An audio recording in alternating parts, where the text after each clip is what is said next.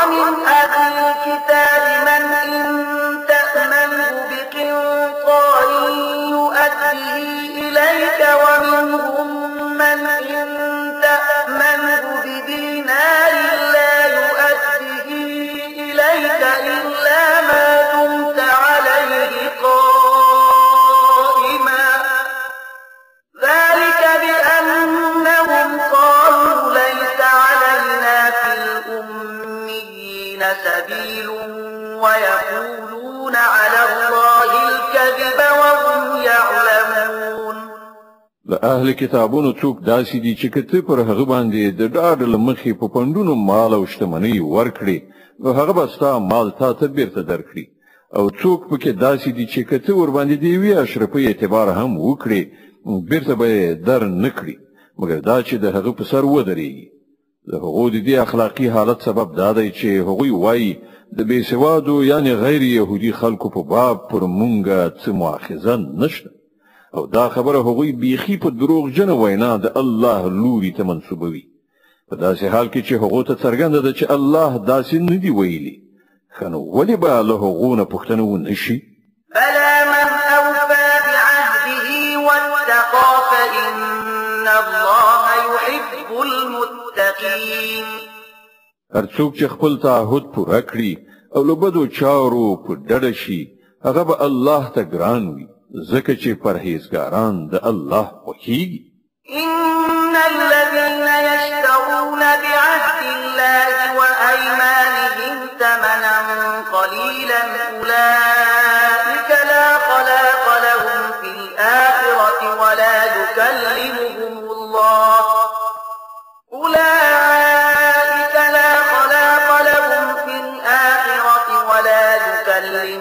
الله ولا ينظر إليهم يوم القيامة ولا يزكيهم ولهم عذاب أليم. پاتې شول هغه خلک چې د الله تړون او خپل قسمونه په لږ بیه پلوري د هغو لپاره په آخرت کې هیڅ برخه نشته. الله به د قیامت په ورځ نه له هغو سره خبرې وکړي نه به د هغو لوري ته وګوري او نه به هغوی سپېڅلي کړي بلکې د هغو لپاره خو دردناک عذاب دی. وَإِنَّ مِنْهُمْ لَفَرِيقًا يَلْوُونَ أَلْسِنَتَهُم بِالْكِتَابِ لِتَحْسَبُوهُ مِنَ الْكِتَابِ وَمَا هُوَ مِنَ الْكِتَابِ وَيَقُولُونَ هُوَ من عند الله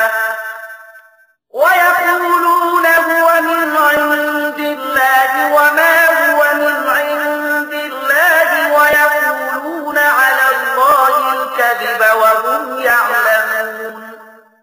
دوی کې ځینې خلک داسې دي چې د کتاب په لوستلو ژبې داسې اړوي چې تاسې به وایي څه چې لولي هغه د کتاب عبارت دی په داسې حال کې چې هغه د کتاب عبارت نه وي. هغوی وایي دا څه چې موږ لولو دا د خدای لخوا دي په داسې حال کې چې هغه د خدای لخوا نه وي. هغوی له پوهې او ادراک سره سره د دروغ وینا د خدای لوري ته منسوبوي. ما كان لبشر أن يؤتيه الله الكتاب والحكم والنبوة ثم يقول للناس كونوا عبادا لي من دون الله ولكن كونوا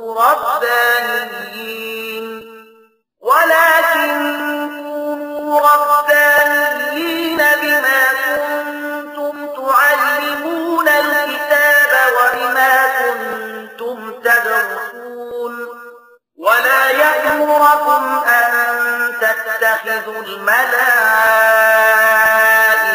والنبيين أربابا أيأمركم بالكفر بعد إذ أنتم مسلمون.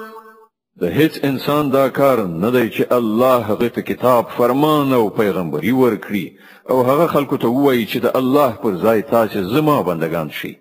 هغه به هم دا ورته وایي چې خدای پالونکی شي لکه څنګه چې د دې کتاب غوښتنه ده چې تاسو د هغه زده کړه او ښوونه کوئ. هغه به داسې هیڅ کله تاسو ته ونه وایي چې پرښتې یا پیغمبران پر ربوبیت ونیسي. آیا دا کېدای شي چې یو پیغمبر تاسو ته د کفر امر وکړي په هغه وخت کې چې تاسو مسلمان یاست؟ وَإِذْ أَخَذَ اللَّهُ مِيثَاقَ النَّبِيِّينَ لَمَا آتَيْتُكُم مِّن كِتَابٍ وَحِكْمَةٍ ثُمَّ جَاءَكُمْ رَسُولٌ مُّصَدِّقٌ لِّمَا مَعَكُمْ لَتُؤْمِنُنَّ بِهِ وَلَتَنصُرُنَّهُ قَالَ أَأَقْرَرْتُمْ وَأَخَذْتُمْ عَلَىٰ ذَٰلِكُمْ إِصْرِي قَالُوا أَقْرَرْنَا قَالَ فَاشْهَدُوا وَأَنَا مَعَكُم مِّنَ الشَّاهِدِينَ فَمَن تَوَلَّىٰ بَعْدَ ذَٰلِكَ فَأُولَٰئِكَ هُمُ الْفَاسِقُونَ. دریاد کړی الله له پیغمبرانو نه وعده اخیستې وه چې نن مونږ په کتاب حکمت او پوهې سره سرلوړي کړي. سبا که تاسو ته کوم بل پیغمبر د همغو هدایاتو رښتینی کوونکی درغی چې له مخکې نه تاسو سره شته، نو تاسو به پر هغه ایمان راوړونکي او د هغه ملاتړ کوونکي اوسئ. په دې وینا سره الله پوښتنه وکړه، آیا تاسو دا اقرار کړی او پر دې خبره مو زما له خوا د وعدې دروند مسؤلیت په غاړه اخیستی دی؟ هغو وویل هو، مونږ اقرار کړی دی. الله فرمایل خنو شاهدان اوسئ او زه هم له تاسو سره شاهد یم. له دې وروسته چې هر څوک له خپلې وعدې واوړي همغوی فاسقان دي. أفغير دين الله يبغون وله أسلم من في السماوات والأرض طوعا وكرها وإليه يرجعون. اوس آیا دا خلق د الله د اطاعت طریقه یعنی د الله دین پریږدي کومه بله طریقه لټوي؟ په داسې حال کې چې د آسمانونو او ځمکې ټول شیان خوښ وي که ناخوښ یوازې د الله د فرمان تابع یعنی مسلمان دي او د همغه لوري ته د ټولو ورګرځېدل دي. قل آمنا بالله وما أنزل علينا وما أنزل على إبراهيم وإسماعيل وإسحاق ويعقوب والأسباط وما أوتي موسى وعيسى والنبيون من ربهم لا نفرق بين أحد منهم ونحن له مسلمون. ای پیغمبره ووایه چې مونږ الله منو، هغه ښوونه منو چې پر مونږ نازله شوې ده، هغه ښوونې هم منو چې پر ابراهیم علیه السلام، اسماعیل علیه السلام، اسحاق علیه السلام، یعقوب علیه السلام او د یعقوب علیه السلام پر زوجات نازلې شوې وي.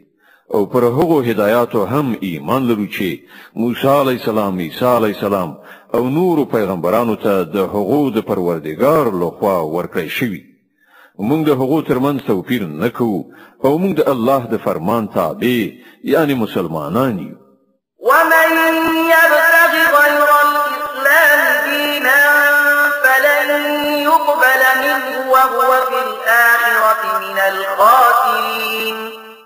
د دې فرمان منلو یعنی اسلام نه پرته چې هر څوک کومه بله لاره غوره کول وغواړي د هغه طریقه به هیڅکله قبول نه کړای شي او په آخرت کې به هغه ناکام او زیانمن وي.